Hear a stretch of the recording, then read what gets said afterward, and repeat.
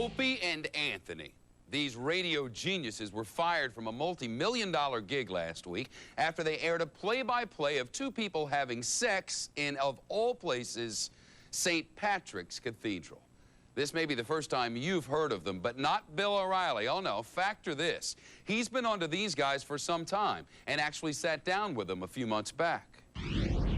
Donna Summer once sang a song about hearing it on the radio. But 25 years ago, Donna Summer had no idea that radio in America would come down to the likes of Opie and Anthony. These two shock jocks have made big money by dreaming up sexual situations and then convincing low-life listeners to act them out. But O&A finally blew it, no pun intended. So who are Opie and Anthony? Well, we were onto them way before everybody else. O&A! O&A! O&A! O&A! Welcome to the Opie and Anthony Show. Yes, it's Whip 'em Out Wednesday. If there's a wow on your vehicle, they see the wow, pull up next to you, and flash you their beautiful breasts. This is what used to happen when Opie, otherwise known as Greg Hughes, and Anthony Cumia were still on the air. Take your bra off and take it off now. Hey, what color panties you wearing? Sex was the staple of the program, especially sex that involved public display, women flashing their chests, people having sex on the air. Tastelessness, the pair thought would appeal to male listeners during drive time, was also welcome. Hughes and Cumia have always pushed the envelope. They were fired from their previous radio job in Boston. In a 1998 April Fool's Day prank, they claimed Mayor Tom Menino had been killed in a car crash. 2 weeks ago, it was this couple's sexual escapade at St. Patrick's Cathedral, they say it was simulated, that was broadcast live on the Opie and Anthony Show. The couple were arrested, along with the producer who provided the play-by-play of the encounter over his cell phone.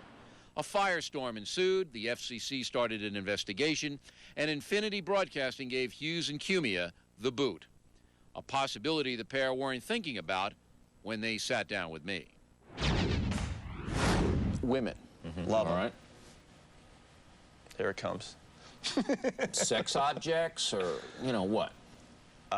Sure. Toys? In a way. In a way, that's part of the way men look at women as sex objects. You walk down the street, you see a girl, especially a nice summer day, wearing a little top and shorts, you're going to look. All of a sudden, that place is her. You don't know her from a hole in the wall. You're not thinking about her IQ scores. Yeah.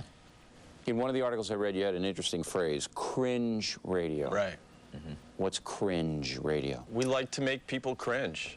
We like to do things where people go, I don't know if I should turn it off or listen, but you know they're listening. Painful to listen to sometimes, where you're sitting there going, oh my God, is it going to go further? Are they going to stop right now? Or we like pushing buttons. We like getting reactions. How crude does the audience want it?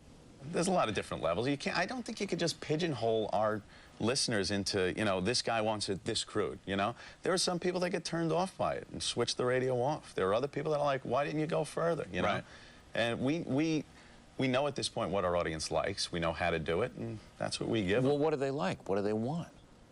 They like to be entertained in traffic. Be specific. They like to... Be specific, though. You just said... Wait. You just said... We know what our audience likes, and we give it to them. I want specifically what they like. Okay, you know what men like, Bill? No, I'm... Talk about sex, talk about sports, talk about... entertainment. Hanging with their friends. Talk about TV sex. shows. Talk about sex. No, sex is number one. There's sex in there, sure. We wouldn't consider sex number one on our show. No Really? way. No way. Every time I turn in... The media likes to well, wait a minute. to Every time I tune into way. your program, there's a babe taking off her top, or there's a discussion of lesbians. Listen every day, Bill. You see? You see what I mean? Yeah. Every time I tune in, there's a sexual theme. I'm not hearing the ball scores. If you took sex out of the Opie and Anthony show, you had a lot of dead air, you know what I mean? No, we don't. We fill it up. Is there anything you won't do for ratings? Because it's all about money. That's what it comes down to. You want to get good ratings, you want to succeed, you want to make money, you want to stay on the air. That's what it's all about. Is there anything you won't do on the radio for money? For money. Because you're mercenaries. I mean, that's clever. Aren't you mercenaries? Am I wrong? No, we go out and we want to do a good show every day. Yeah. For the reason of? Not money. Just know what? We're artists, too, and we like creating and we like entertaining. Strange as that may seem.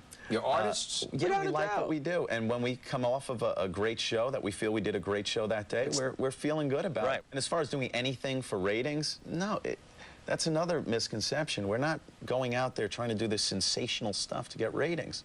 The people you work for, the big operation, the big radio operation, do they care what you say on the air? Without a doubt. We do every day. We have guidelines. We have FCC, rules we got to adhere to, and we do a very good job at that. Well, you skirt, Our show is... You skirt it. You're smart. Yeah, you we're very smart. We know where the line is, and we tiptoe on the line, of course. They just don't want us to lose the license of the radio station. Yeah. Simple as that. As long as you're adhering to FCC regulations and making money for they don't want to get the company. fined. Yeah. That's bad for business. Some of the rules are very clean-cut and plain and simple, and some are a little gray. And the job, our job to entertain in the type of radio we're doing, is to carefully tread that line. Well, it looks like Opie and Anthony didn't tread carefully enough. But even worse, Aunt B will never forgive them. Okay, Bill, thanks for that. The Pulse is back in just a minute.